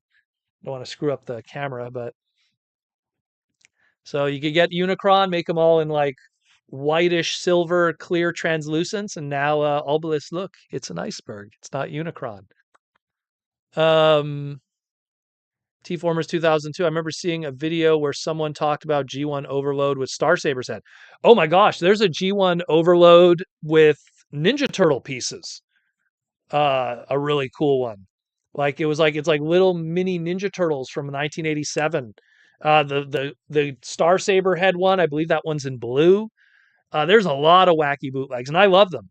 I love them. If you come to my parts party, sometimes I have extras of those bootlegs in the room. Not like the crazy, rare, in demand ones, but little wacky stuff that I find throughout the years.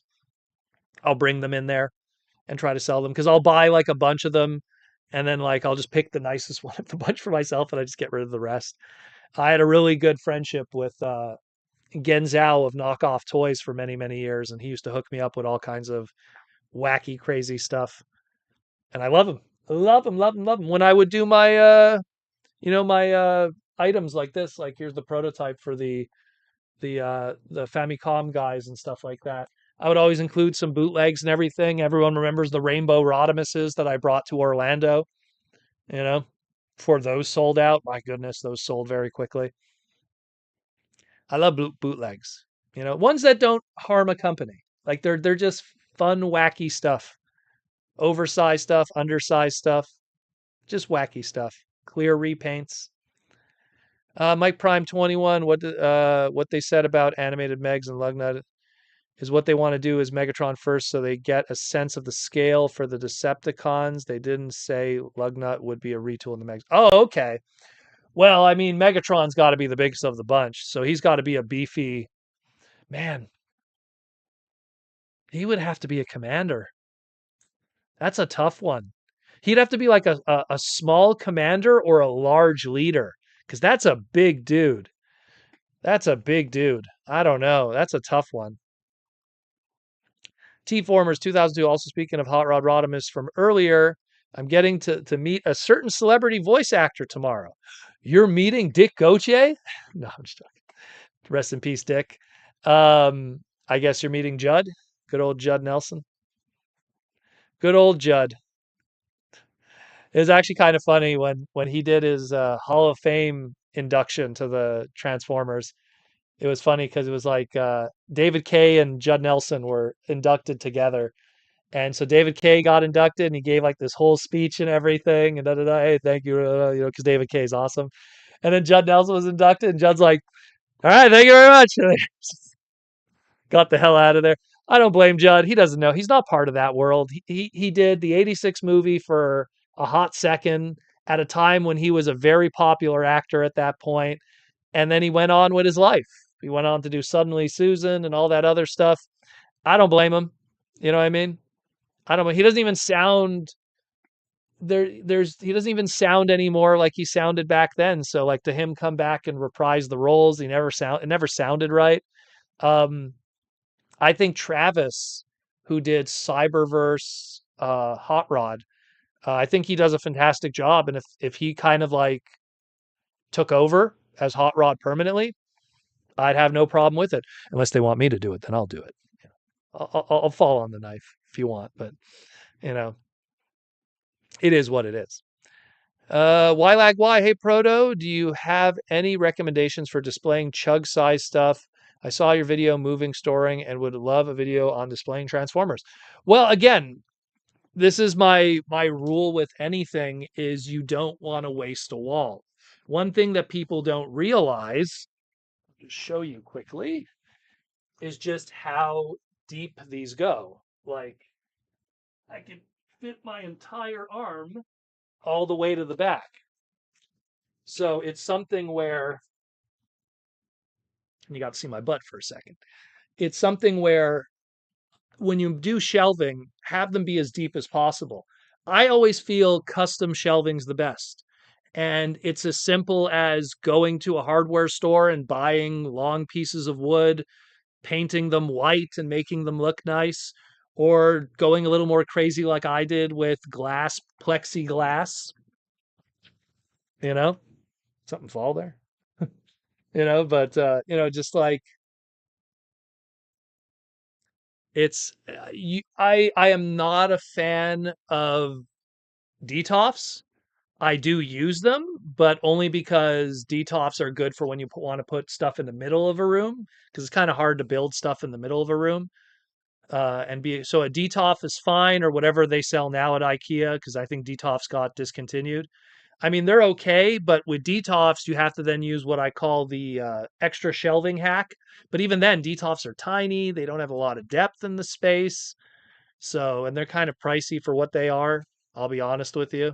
I mean, it's probably the cheapest glass you'll ever get. I'm looking at one right now, but like I'll show you. Like here, let me show you the shelving hack. If you can kind of see it, well, you can barely see it. So this one right here, this piece of plexi here is making use of the shelving for the DTOF. You get it?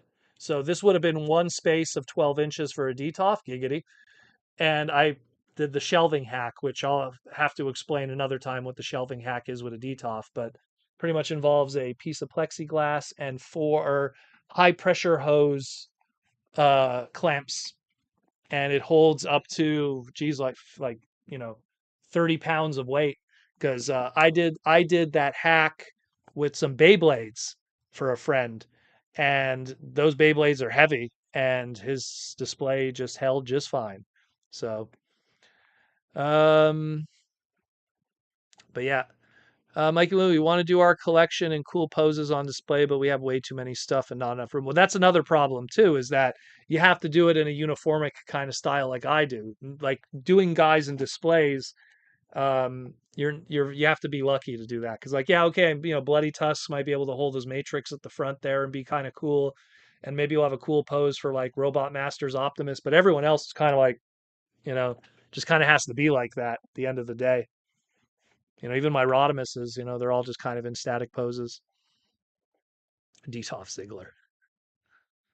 Um, your DTOF exploded. Well, usually if a DTOF explodes, that's probably because the bolts were tightened way too tough, because the problem with DTOFs and how they're designed is you have two pieces of wood that are holding everything together through pressure. So the problem is people tie the top and the bottom too tough, and it creates pressure on all the glass, and the glass is like, ah, I've have had, gosh, 1, 2, 3, 4, 5, 6, 7, and in my wife's room, 8, 9, 10, 11, 12, 13, and then the video game room, 14, 15, 16, 17. I have 18 DTOFs in this house. 18. None of them ever exploded. And I live in a place where weather goes very hot, very cold, very hot, very cold. But I also know that glass, if you could hear that, goes under pressure with the way DTOFs are built. So you have to always tie them kind of loosely. Not crazy loose so that it falls apart, but you can't like super tie it either. Use those little Allen keys that they include with. Ashnud, I've been 3D printing shelf displays like for Gundam hangers and others. Yeah, that's a good idea too. Shelving displays, going to your local dollar store and using like clear spice rack displays. Those are good. If you have a local card store, let me show you an example. Ugh. So like these card holders that normally hold cards, right? If they're empty, they make really good risers that are clear. You know what I mean? So that was my Armada cards that I'm missing. I don't have the full set. um, that's another good example. You could buy those. Some places you could buy them as cheap as $1 each, so you get cheap risers. You know, So there's a lot of little tricks here and there to kind of make the best of your display. I could go on and on, there's everyone has a different living situation. But I always say if you have zero to start with, uh, pieces of wood and white spray paint go a long way, man. And then if you have a little more money, you get yourself a Billy display from an IKEA. Get a nice white one, with adjustable shelving. Make sure they're a little deep, but again, that doesn't protect it from dust. That's where you get into my world where I'm like, I want dust free everywhere. These guys have been sitting in there for like 15 plus years and there's no dust. So, um, the Twins Corner. What's up, Twins? Age of the Prime's animated Ratchet will be a Trailbreaker retool. Really? Really? Is that true? Okay. I guess that could work if you do it more with the hoist mold, because the hoist mold was a little more fat, I guess. Is that true? Is that something that came out recently? That's a shame.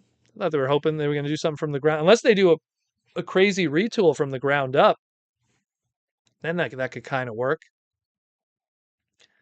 I think it's called the waiting on for the bus pose. The waiting for the bus pose would be this, I think.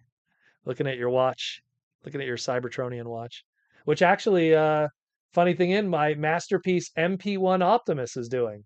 My 20th anniversary Optimus Prime is doing that because he has a little talking to Bumblebee thing. I have that. That's what he's doing. He's holding his gun and he's like, "Hey, how you doing?" Um, why? Appreciate it. Thank you. I don't know what I said, but you're welcome, I guess. James Hopkins, I have to use a makeup brush to clean my figures from time to time. Yeah, I do that too for dusting photos, dusting old figures. When I had, if you look at Twitter, circa 2009, 2010-ish, when I first got this place, I was dusting all my Transformers because at that point, all of this was when I was living with my parents, and we're talking at that time, 5 cats, 3 dogs. That's a lot of hair and dust and all kinds of stuff. I had to dust every single figure. And what I did is I did some journeys where I was like, some figures, depending on where they were located in my display, they really got the brunt of the dust. And like there was like a G2 Megatron that was like standing at the beginning of my G2 display. And for some reason, like all the hair just stuck to him. So I took like a before and after photo. Some of my GoBots that were lower on my display, like they got all the dust. So like Brimstone, one of the GoBots, covered in dust.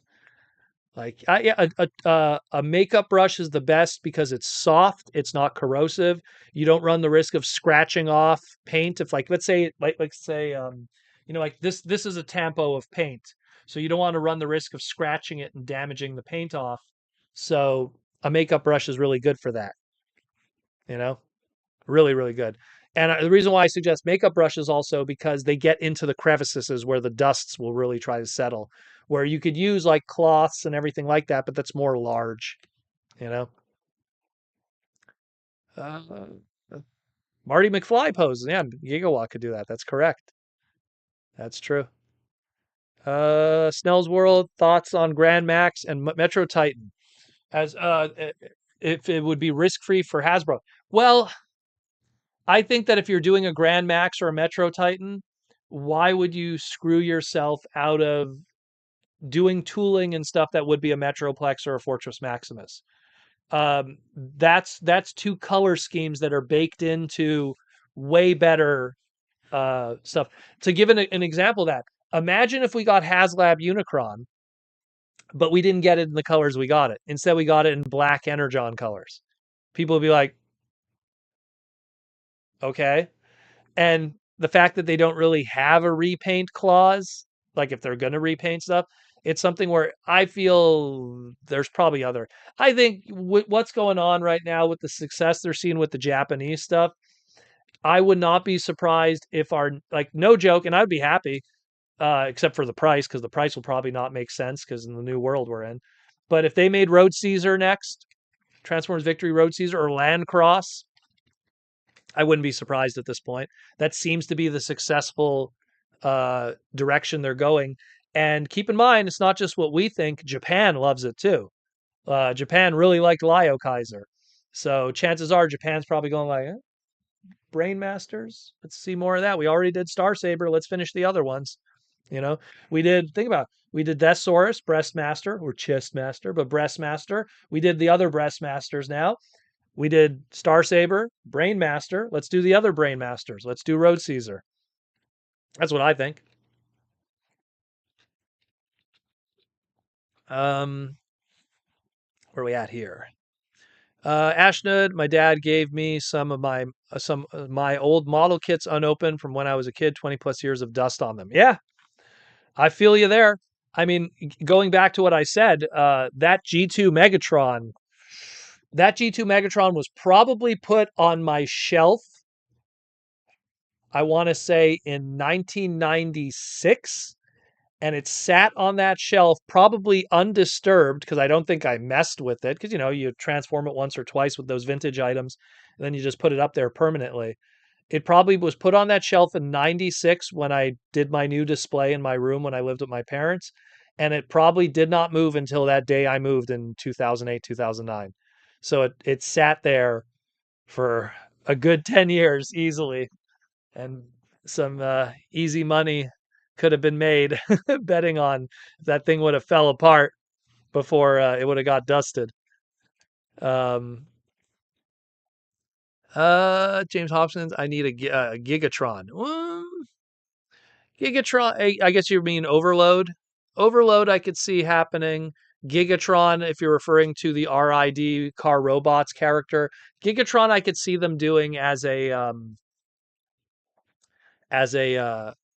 mainstream item because that's a fun one. That's something that they could do it as a commander class, much like Magmatron, and then you could then repaint it into Galvatron, and then you could repaint it into Deathsaurus because they got to use the trademark again at some point. So you do the Deathsaurus repaint, you could do the Beast Wars Megatron repaint. That's 4 right there out of a commander class, and that's a commander. And keep in mind, commander classes rarely get repaints anyways, but there's 4 right there if they make it as a commander. So works out. Mike 21, I'm betting Road Caesar is next, and it'll be around $200. Mike, I think it's going to be $300. Because if you feel it should be $200, then Hasbro feels it should be $300. Because Hasbro is probably looking at their quarterly reports in a world where there's going to be less Toys R Us's now with Canada not having as many Toys R Us's, and they're going to go, how do we keep those stocks going up? How do we keep it up?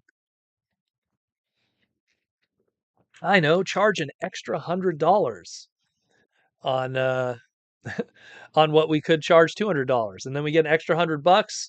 And if you're talking like, let's just pull out the old calculator. So let's see if we get a Road Caesar, and the Road Caesar is going to be, so instead of it being 200, it'll be 300. And let's say they need what, 8,000 units, right? So let's say if it would have been 200 across 8,000 units, that would have made them $1,600,000 as opposed to what would have been $300, $300 a unit at 8,000 units, which would have given them, yeah, well, there you go. If you do it at 300, you get 2,400,000. So better to charge that extra 100,000, that extra $100, and then claim bigger sales and stuff. T-Formers 2000. Oh no, I missed one before. I think I want to. Mikey and Louie, what would be the most likely next Japan exclusive show figure? Exclusive again, probably Road Caesar would make sense, or Landcross. And then going to T-Former's question, what tiers would you add to Road Caesar and Landcross? Road Caesar, knowing them, one of the tiers will be like Road Caesar's big weapon, his big sword, which he technically didn't have with the original toy. You just kind of had the small swords that Blaster, Lacquer, and Blacker and Laster, but Blacker, Laster, and Braver had. So they'll probably make like, oh, one of the unlocked tiers is his big sword or something, and we're gonna chrome it so it'll look nice and premium. And then after that, I don't know.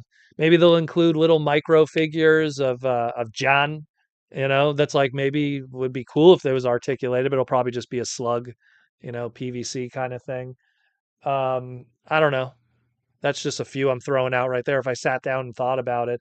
It comes with the Illumina, the big little bipedal mecha that Jan goes into, you know?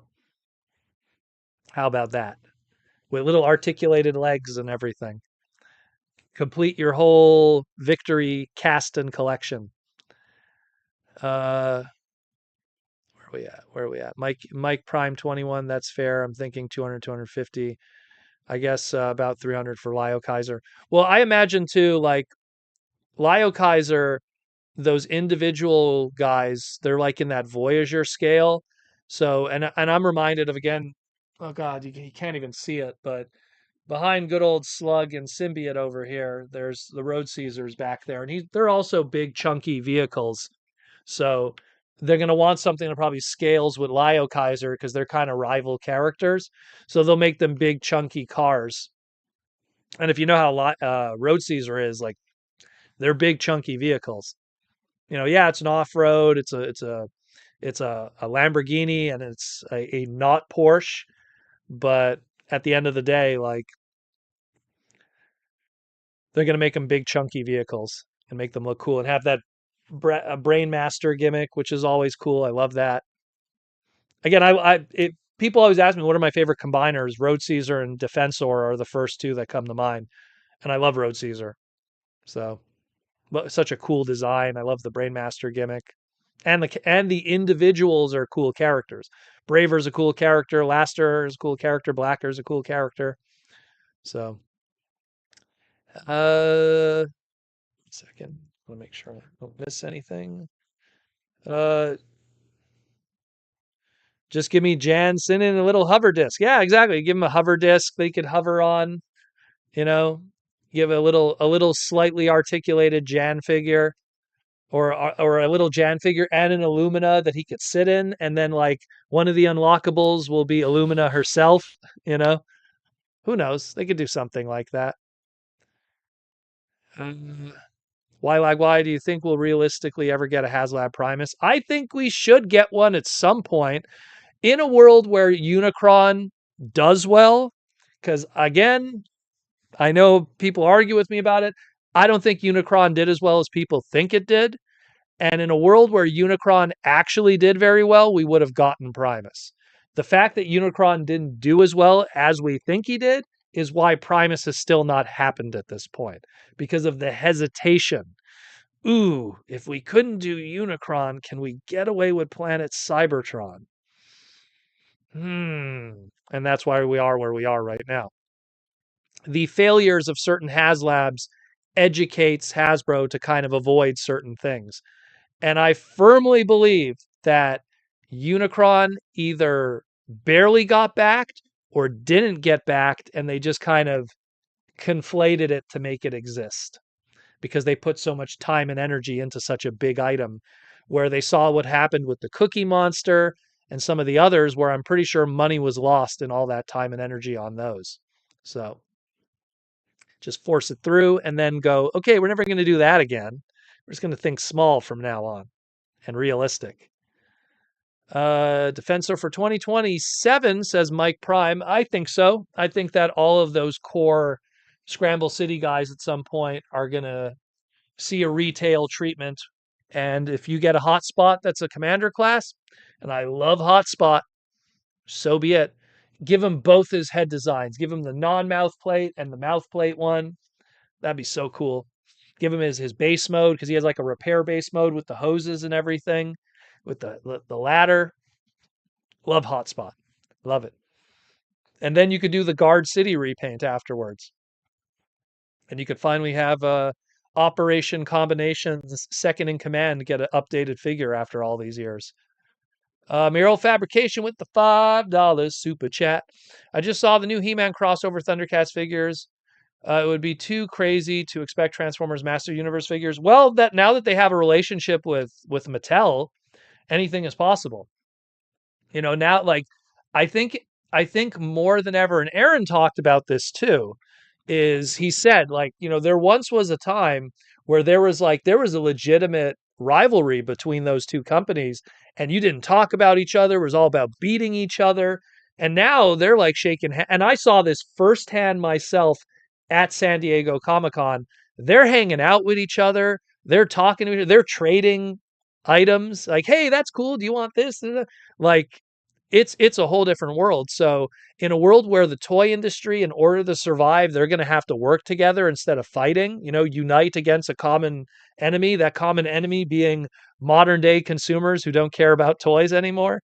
They're going to have to combine together to survive. So Transformer He-Man, 100% I think it could happen. It would not be out of the question if it happens, in my opinion. Because look at what we have already that they're doing. We have Hot Wheels, we have the Uno stuff, we have like the Barbie Monopoly, like they're already crossing over with all their other stuff. So 100% mayoral, 100%.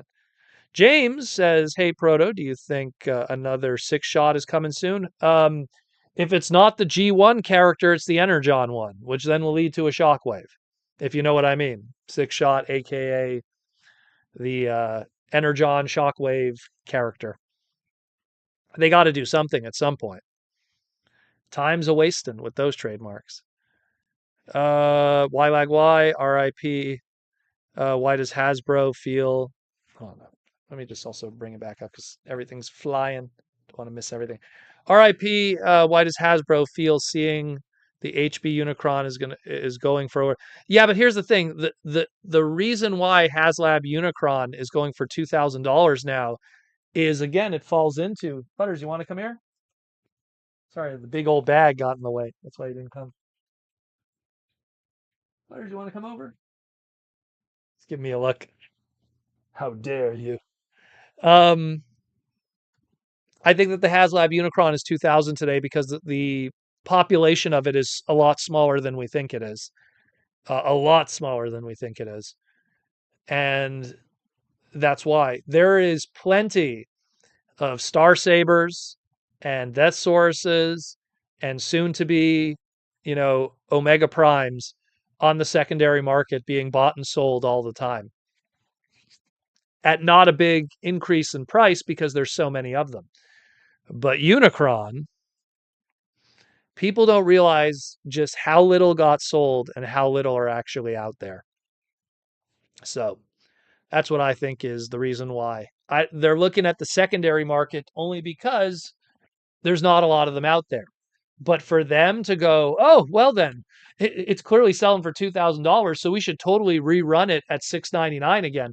No, they might end up with the same problem. Yeah, there's going to be those handful of guys that are willing to pay $2,000. And when I mean handful, I'm talking like 20 guys. But are you going to fire up the factories, the molds, the casting, the training of the employees in the factories and all this and the shipping for that huge ass, washing machine box just so those 20 to 30 guys don't have to spend $2,000? Nope, not going to happen. Mike Prime 21, I'm hoping to get a Gaia and Guard City happen soon rather than a lot later. Well, and also you wouldn't have to spend $2,000 on the originals. Fawn Heart, I'd love a Computron. I would love one too, only just to get an update of characters like Lightspeed. It'd be cool to get Lightspeed, get a brand new. And those are all trademarks that need to be done again. Scattershot, Lightspeed, Nose Cone. A lot of those gotta get Strafe. Strafe gets put in other areas. You put them on a Dinobot. You can put them on other characters, but some of those others, they really only have like one spot. Scattershot could be used for a Cybertron character. Lightspeed, unfortunately, unless you're doing like a UK repaint of a Brainmaster, but that won't happen because it'll probably be a Haslab. You don't have the Lightspeed trademark. Who am I forgetting? Who did I forget? Scattershot, Cybertron, Lightspeed, maybe a UK character, which was a repaint of Braver. Strafe, you got Dinobots that are named Strafe, so you can kind of do that. Who am I forgetting? Nose Cone. Nobody's Nose Cone except that one. And what's the last one? Who am I forgetting? Who am I forgetting? Who am I forgetting? Oh, I'm forgetting somebody. It's late. Let me just see what else was questions. I'm pretty sure Transformers X. Bigum says, I'm pretty sure Transformers X Mutu crossover leaked a while ago. Well, they did say that they were going to do something, but it might be a one-off. We don't know yet. Afterburner. Oh, Afterburner is a bunch of different. That is a bunch of different stuff. Oh my goodness, that's a bunch of G2 stuff and everything. So it's only. Oh, I thought Butters was there. So that's again, that's something where some of those trademarks, but the Computron trademark has to be used. So they'll do it. They'll do it. He's coming. Don't worry. Castle Grayskull Metroplex Stake Mountain Triptychon. Oof, boy. And what's Eternia? Unicron, the Eternia playset, which is like the biggest playset of them all. You know, do a big Unicron or Primus. Excuse me, Primus should be Eternia. Yeah, it's a good way to use the Primus trademark. Mind you, they don't have the Primus trademark really locked in anymore. But yeah, Computron will probably happen only because it's something where Computron, Defensor, they're clearly revisiting every single one of those combiners just to get it fresh in there and then not have to worry about it for a bit. So, um, but yeah, Computron for sure. Kaz, Omnibots, same story. Downshift and what do you call it? Camshaft. Two trademarks they always keep fresh. They always throw a downshift and a camshaft on a movie toy or something. So those two Omnibots are good. It's just the last one, the Overdrive. Where do you put Overdrive? Overdrive is a trademark. Like the best they could do is they could tape Hyperdrive, the Micromaster that they used during Siege, and throw it on there again. We all just pretend that it's two different characters, you know? Kind of like how they used like Menasor on that black Rodimus repaint, and they called it a Stunticon for what do you call it for titaniums.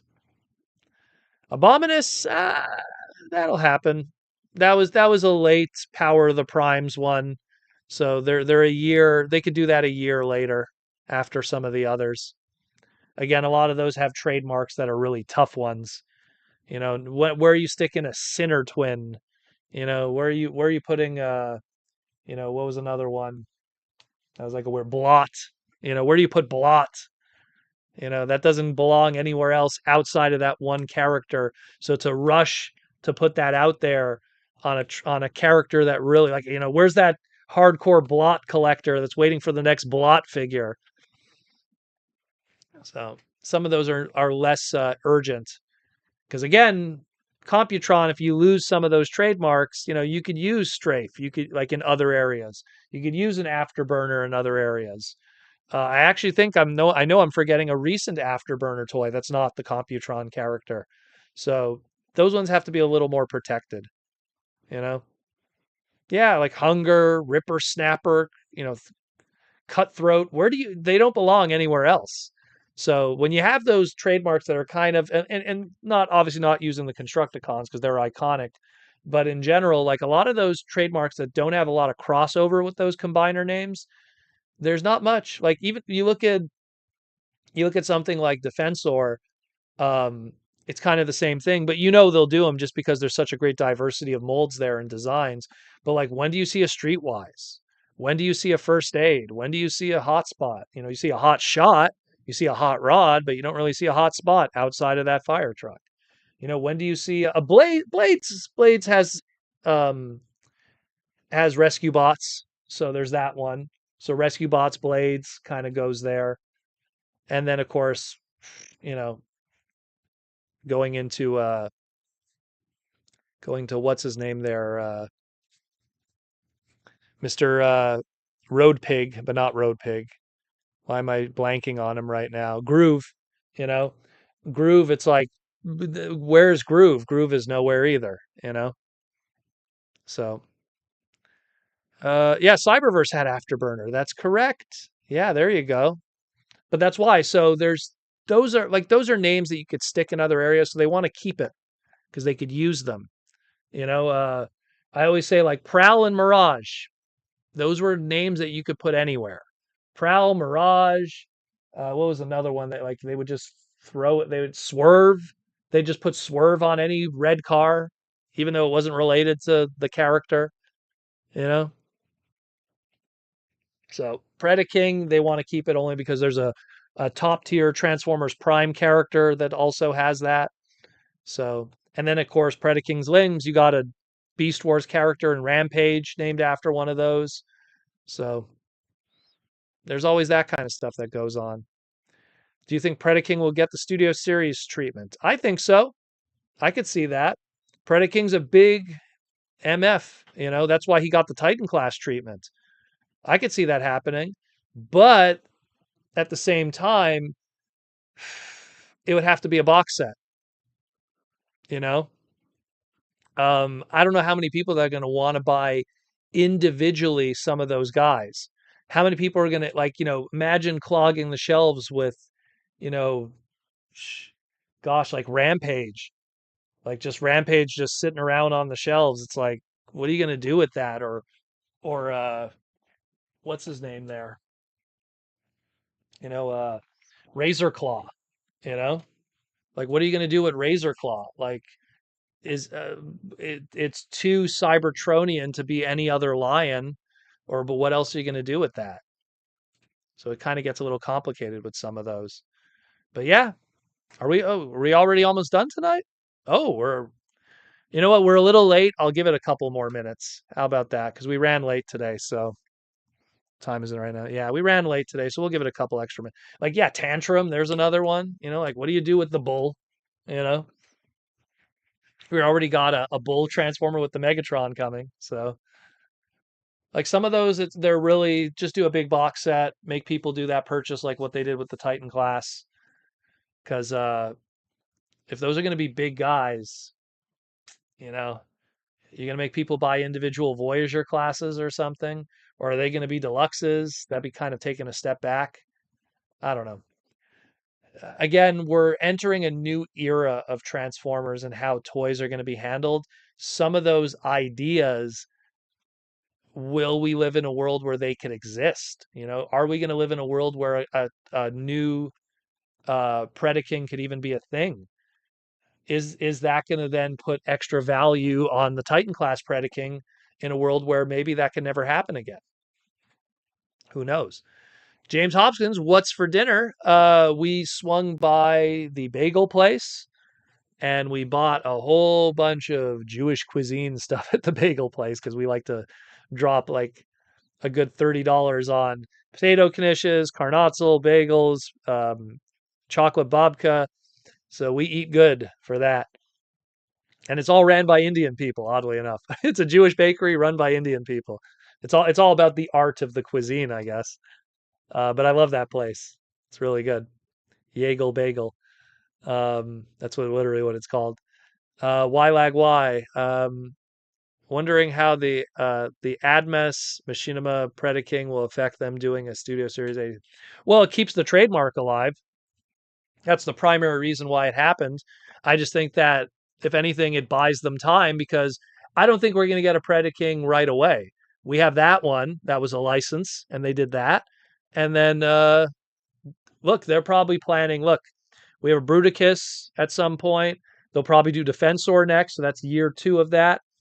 Maybe Computron in that, and then maybe Predaking will be on year 4. There's your answer. That's one way to guess it. Chances are someone quote me and we'll come back in 4 years and then we'll be like, wow, Proto Man predicted it. I didn't predict anything. I just went with how the math works with this stuff. you know? That's why I have like old videos, like someone will leave a comment on an old video and they're like, wow, you really called that one. I didn't call nothing. It's called that's just how the business works. And people weren't aware that's how it's been for years. Um Mikey and Louie, so the 3 Predacons that will eventually become Tripress Council. Let's make them. Oh, I would love Magna Boss and Predaking updated. That'd be amazing. But that's if they want to do that. I feel like Beast Wars is hit or miss with Hasbro and Takara. Sometimes they feel like there's money to be made there, and sometimes it's like, ooh, there's some shelf warming that might happen. So it's a Takara product though, but if it does get a Hasbro import for the Chinese market, then that might fall through the licenses because that's what happens a few times. Best example being the Flame Toys stuff, where if it has a Chinese release, that's done through Hasbro. And if it's done through Hasbro, then you get the trademark. So, and a lot of those big ticket items, like I'm looking at some of them myself, they have the Hasbro on it. So, but you are right, the Adama Mass Predaking, because that's done through T Spark, is a Takara product. But if they do some kind of localization version for, say, the Chinese market, then we'll see. And again, weirder things have happened with that. After Defense Store, will they take a break for a couple of years to figure out Predaking? Maybe, maybe. Clearly, people are enjoying buying these combiners. You know, Motormaster people liked doing it. Everyone's excited about Devastator. Everyone's excited about Superion. Clearly, the early trickles of Bruticus people are excited about. We just came off of a Haslab item that did better than every past Haslab item in a combiner team again. So they're probably going like, well, if we know one thing that does well, it's combiners. So that's what we're probably going to be seeing more than anything else. And I think that will be the last question of the night. And then we will call it quits for today. Again, we had a lovely evening together, everyone. We topped out at about 140 people, despite all our little kerfuffles with the internet and connecting on the old laptop here. But thanks again for all the love and support on the Transformer Slag, and I just screwed up everything. On the Transformer Slag podcast. And once again, if you want to continue supporting the podcast, we have the Patreon link down below. That's probably the best way to support the podcast. A lot of cool stuff there. Join the Discord, hang out with us. We talk about the news and update stuff when there's sales. Oh man, there's been a lot of sales this week. All the sales and stuff that's been happening on both sides of the border. It's a great crew of people. And of course, you get all the other bonus stuff too, that when we do exclusives, you get first dibs of them and you get to grab them before everyone else before they sell out. I had to do an extra run of the Pokemon Red and Blue for Toronto because I had 0 for Toronto. Let's just say LA, everything got eaten up very quickly. So we have an extra run for Toronto. So people in Toronto will be able to get that. And then we're going to retire that one. And then we're going to move on to the next thing. We'll have a little extra surprise at Toronto too. Again, if you're part of the Patreon, you'll get a chance of that little extra surprise if you can't make it to TFCon Toronto. That's kind of another extra bonus. Again, I want to make sure my patrons are well taken care of because they're always so good to me. But again, thanks for all the love and support. Once again, take care of yourself, your friends, your families, and your loved ones. We're going to be chilling tonight and relaxing. Now that I showed you these toys, I could open me up a Sandstorm and check it out. Spoiler, at one point, he was going to be one of the original 13. He was Scorpia, one of the original creations of Primus. So I have technically one of the first Transformers in lore right there. So I'm happy to have him. I'm going to open him up. That'll be cool. And I'm just going to enjoy my night. Take care. I'm out of here. And as always, roll out. Peace.